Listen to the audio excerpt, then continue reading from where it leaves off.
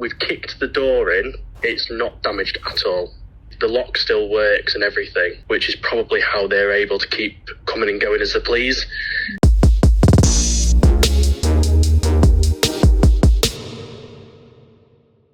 Welcome back to Property Couple, everybody. My name is AK. I'm Leah, and this is our channel where we document property investing, business, and working together as a couple. I say that in my head as you're saying it. Really? Do you mouth it with your lips like this? Yeah. Like as you're saying it, no, in my head I'm like... Love it. And today's video is all about the squatters we have in our property up north. Before you think, why do they sound so positive about this? The year actually started off really badly. This video will probably be broken up into a couple of different episodes just because there's been so many developments thus far. Did you ever think at any point in our journey as property investors we'd experience squatters in our home? And you just don't think it's going to happen? Saying that, I did have a vision one night when I was sort of in bed, looking up thinking, I wonder if we ever got squatters. That is so mad that you actually thought that. So for anyone who's not familiar with this project, we bought a former care home last year and we've been waiting for planning permission to be accepted on the care home. So the property had been sitting empty for some time. If you haven't already seen our video on how we got planning permission and the obstacles we faced in getting that permission granted, then you can click on the video in the cards and that explains everything. So after nearly 6 months of waiting, maybe even more than 6 months, we actually found out just before Christmas that we got planning accepted. So that was the best sort of Christmas present ever. We were buzzing because we were like, yes, we can all go with the project now. But then on the 23rd of January, we found out that we have squatters at the property. So it's just like, take your mind back to the 23rd of January when we found out. I spent a few days away and I just landed. And you know when you do that thing where you switch your phone back on when you're on the plane, you've landed. Like everyone does it. You know, you look over and everyone's like, checking their phone. Data. Like I need... I've had hours of restriction. Yeah. And, you know, obviously the messages are coming through. Bing, bing, bing, bing, bing, bing, bing, bing, bing. Like, yeah, they're coming through. And obviously the first one I check was obviously mine. It's gotta be Leah's, you know. And I just see this like FFS. FFS for sake. Right. And I'm like, okay, explain, please. But before she could explain, I started checking other groups. We've got a WhatsApp group with our business partner for this particular project, and I'm sort of going through and I'm trying to catch up. And then I see the letter. Oh, the letter. So with the letter, what had happened was somebody who used to work at the care home actually drove past the care home and saw this big letter on the door, and she actually got out of her car. Yeah, Thank the Lord that this lady got out of her car, took a picture of the note and sent it to her old boss, who then forwarded it to our colleague who sent it to us saying, don't know if the current owners know, but they've got squatters, and we will read out the letter from the squatters. But before we do that, let's just tell anyone who's watching what is a squatter. If you're familiar, like you're watching this game, what's a squatter? So squatting is when somebody deliberately enters a property without permission and lives there or intends to live there. So this is sometimes known as adverse possession. And the first thing I thought was, hang on a minute, aren't squatters illegal now? Like, I thought they changed the law on squatting. You can't just walk into somebody's house and say, oh, this is mine now, squatters' rights. How wrong I was. Basically, in 2012, the law in the UK changed to protect residential properties. A squatter cannot just enter our home and say that they've got squatters' rights. However, the law did not change to protect commercial properties, and the former care home that we've purchased counts as a commercial property. Yeah. So this is where I'm sort of like, I'm messaging AK going FFS, I'm doing research, I'm Googling, I'm reading about it, and to be totally honest, I'm terrified. I'm realising as I'm Googling how big this problem is. Just so people understand the context a little bit more, obviously when we are doing these projects, we have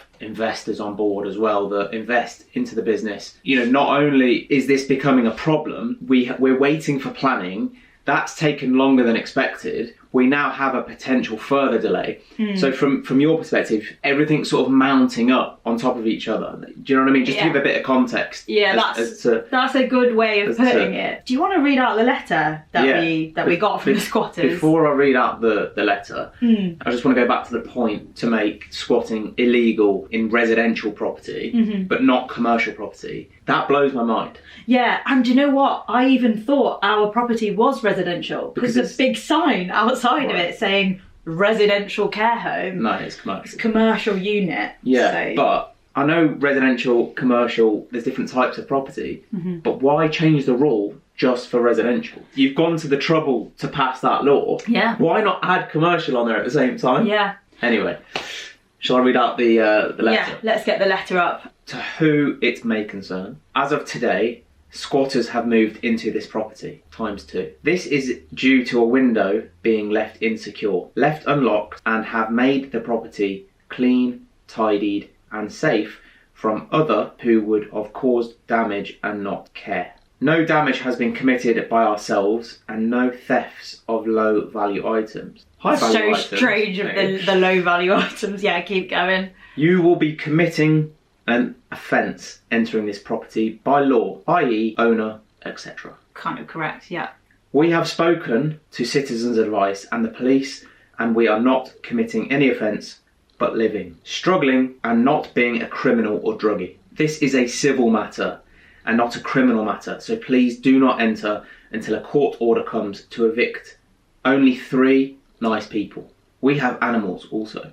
Then at the bottom there's 2 phone numbers, just in case like this whole situation wasn't complicated enough. There's the letter. So should we just dissect the letter slightly? Let's dissect it, ignoring any typos and spelling mistakes. We get the picture of what they're saying to us, and let's also mention the date of the letter. You're going to find out why this date is really, really important. The date is the 16th of January 2023. There's a couple of initial, what I think, a few lies at the beginning. Well, one, it says squatters have moved into the property ×2. But then at the end, it says 3 nice people. Yeah, so that's it's weird. like, okay, that doesn't match. Then the person that wrote this says, due to a window being left insecure. That's not true, because there was no windows being left insecure or unlocked. Yeah, even if there were, I'm not really sure how they'd fit through them. But we'll get into that at a later date when you find out all the stuff they moved in. Yeah, they also said in the letter, we have animals. There was no animals. I mean, there's quite a few lies in that, to be honest. But yeah.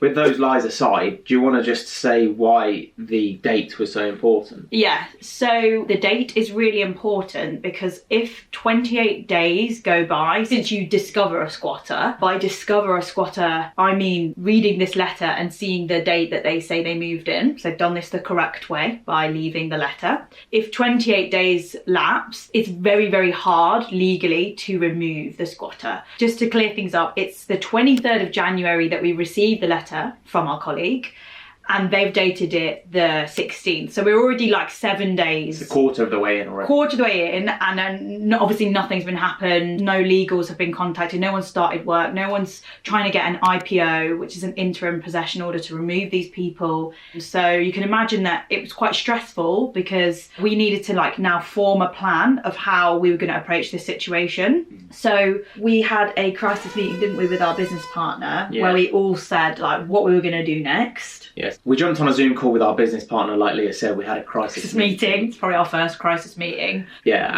and we all kind of just voiced our own opinions on the situation. And I remember Elliot saying to us, what do you think we should do? Everyone go around and say what we think we should do. If you do anything by force, you then become the criminal. So that's what they were correct about in the letter. Like, if you enter this property, i.e. you, the landlord, walk in here and go, get out of my house. Right. You are breaking the law. So that was not an option. Right. When we were kind of discussing it, we took each step as it came. So the first thing you were doing is you were researching what an IPO is and what the process is. I was going, right, okay, well, they haven't been there for 28 days. So our best bet now is to contact the legal people that we need to contact and get this court order on the road. And I'm like downloading forms from government website gov.uk, and I'm starting to fill them in, and I'm thinking, right, okay, if we get these submitted and we pay for the legal fees, we can get the IPO, put it outside the house and be like, boom, you've got a court order, you need to go. This is expensive and time consuming. You have to act really fast.